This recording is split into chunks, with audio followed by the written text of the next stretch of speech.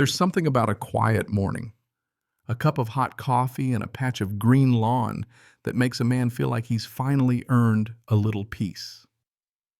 That was the idea anyway when I picked my corner lot in Maple Ridge Estates, a place I thought would be safe from chaos, a place my wife Laura could still enjoy, while her world was slowly shrinking thanks to early-stage Parkinson's. It's funny how one person's peace can look like nothing but an obstacle to someone else. Anna Edwards never cared about my patch of retirement grass. To her, it was just an easier way to shave 20 seconds off her morning commute, a shortcut in her luxury SUV tires slicing across the last green square Laura and I had built together. Every day at 7:47, without fail, she'd cut right through. Not once did she slow down, not once did she wave, and certainly not once did she ask permission. The first time it happened, I tried to believe the best maybe she didn't know. So I asked her as polite as could be. She laughed in my face. I put up a sign, she crushed it beneath her wheels. When I called the police, Anna flashed her HOA badge like it was a get-out-of-jail-free card, told me I'd better learn how things work around here. What she didn't realize was that I'd spent 30 years as an electrician pouring concrete and building foundations that didn't budge for anyone. Then one night I was hunched over those old county maps, chasing lines with a flashlight, when I found something that changed everything. That grass Anna was tearing up, it wasn't common ground. It was mine, all of it. Legal, documented, black and white. That's when I realized this was never about grass. This was about power. And Anna Edwards was about to learn what happens when you push the wrong guy. Let's rewind. When Laura and I moved in, all I wanted was a quiet place for her to watch the sprinklers and remember when she could still dig her hands into the dirt. Our little green sanctuary. Greg Edwards, Anna's husband, built half the houses in the neighborhood. Their palace sat up on the hill's stone lions, broken fountain, and more HOA influence than sense. Anna loved wielding it. First tire tracks in the sod, then the irrigation line was sliced to bits. The next week, my sprinklers, Laura's pride, started hissing their death rattle every morning as Anna's BMW became part of the sunrise. I tried everything, signs, talks, even a little sarcasm. She brushed me off every time, lips curled. Voice all syrupy threat. If you're smart, you'll stop making problems, she said, not even bothering to hide the venom. People who fight the HOA regret it. I got my first HOA violation 2 days later. Disturbance caused by improper lawn maintenance. That was her translation for stop making me look bad.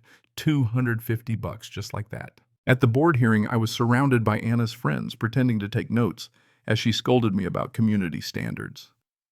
I left before I snapped. Laura's hands trembled as she tried to comfort me. She's not worth it, Sam. Let karma deal with her. That's the thing, I never trusted karma to work fast enough. 30 years in electrical work teaches you sometimes you've got to be the ground yourself. So I got clever. Tony's Hardware was where everyone went to grumble about HOA nonsense.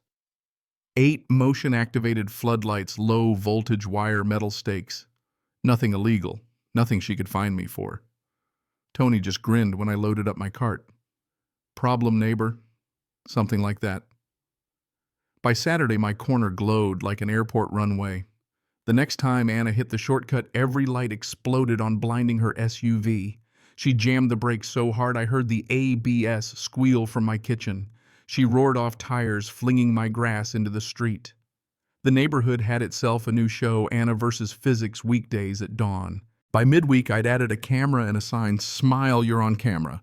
That night, my security feed caught her creeping out in all black, stomping and yanking wires like she was exorcising demons. What she didn't know, backup battery. I sipped coffee and watched her tantrum in crystal clear high def. Next morning, mailbox held a new violation. Excessive lighting, disturbing tranquility. I almost spit out my coffee laughing. But Laura just looked at me, worry in her eyes. She won't stop, Sam. She'll keep pushing. I nodded. That's why I was about to change the game. That weekend, the insurance adjuster came to check the vandalism. As he was poking around, he glanced at the survey markers. You sure this is where your line ends? I shrugged. That's what the builder left. He pulled a laser measure, shook his head. Looks like you own another 15 feet past this. 15 feet. Enough to turn every one of Anna's shortcuts into a case of criminal trespass. I barely slept that night, ideas buzzing.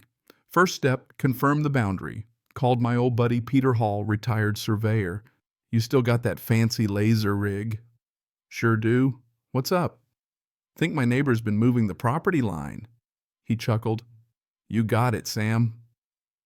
By Tuesday, orange flags lined my real boundary, 18 feet beyond the old stakes. That's how far Anna had been trespassing. Anna blew a gasket. You think you can just move property lines? She screamed, stomping over in her heels. I showed her the survey. Guess your husband missed this one. She spat venom. People like me make people like you disappear. I just smiled. I've spent my life wiring things that can take a lightning strike. You're just static. With proof in hand, I went downtown. County officer checked my blueprints, Ballard under 4 feet high inside property, no permit needed. Perfect. Saturday, I dug a 5-foot hole, laid steel rebar, poured concrete, topped it with granite, and fixed a plaque, Bell Garden Corner, established 2025. Looked like nice landscaping, but to anyone trying to shortcut at 25 miles an hour, it was the law of Newton in action. Monday, 7:47, Anna's BMW roared in tires, chewing up the same old shortcut, then crunch. Metal shrieked, rubber exploded, her luxury SUV folded like a lawn chair.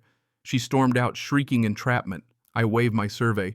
You might want to show your insurance this before you start yelling. Cops came, measured, shrugged. Ma'am, you hit a post on private property. Neighbors applauded as her car was towed. For the first time in months, Laura actually laughed. Anna turned up the heat. Daily violation letters, city code inspectors, every trick in the HOA handbook. Anonymous complaints, fines, city officials bribed with more than coffee. But she didn't know I'd been documenting everything, videos, dates, surveys, copies of every threat and fine. My lawyer, Rachel Kim, got right to work. And the more we dug, the uglier it got. Altered plats, forged permits, HOA money funneled through Greg's company. That's when the neighbors came together. Tony's Hardware became our war room tables stacked with violation notices and maps. Turns out Anna's been doing this for years. Fining, then sending Greg's company for repairs, all billed to the HOA. Evelyn Brooks, Mrs. Henderson, the Garcias. We all had stories. We had proof. We had each other. Investigators swarmed. Greg's company got nailed for fraud. Anna got herself arrested after a spectacular attempt to impersonate a city contractor to destroy my Ballard. She paid a cash crew, barked orders, and got caught red-handed, audio, video, everything. Channel 8 ran the headline, HOA, President Arrested in Property Line Scandal. My granite cap even made the news. Never thought I'd see the day. The city took over the HOA. Greg was indicted. Anna tried to play the victim, but the evidence was a mile high. The neighborhood changed almost overnight. Lawns bloomed, fences were repainted, kids rode bikes where Anna's clipboards once ruled. The old clubhouse became a community hall. Tony ran a barbecue. Rachel taught folks how to read plat maps. I became the neighborhood's unofficial expert on property lines and standing your ground. One day, a letter from Anna arrived. No threats, just a shaky apology. You stopped me from helping Greg ruin everyone else. I sat with that a while. Sometimes consequences work where nothing else does. You know, concrete sets slow. So does justice. But both hold strong if you build right. What did I learn? Document everything. Stand your ground. If someone tells you to back down from what's yours, don't. Build something nobody can take away, not with money, power, or threats. Now, I'll leave you with a question. When is it worth standing your ground, and when is it better to just let things go? Share your thoughts, your own HOA, nightmares, or just where you're listening from down in the comments. And if you think a stubborn old electrician with a little concrete and a lot of patience can still beat the system, stick around. There's always another story, another fight worth having. Because in the end, the best revenge isn't destroying something. It's building something that lasts. And making sure no one, not even the self-appointed queen of the HOA, can ever take it from you. Cảm ơn các bạn đã xem video của mình.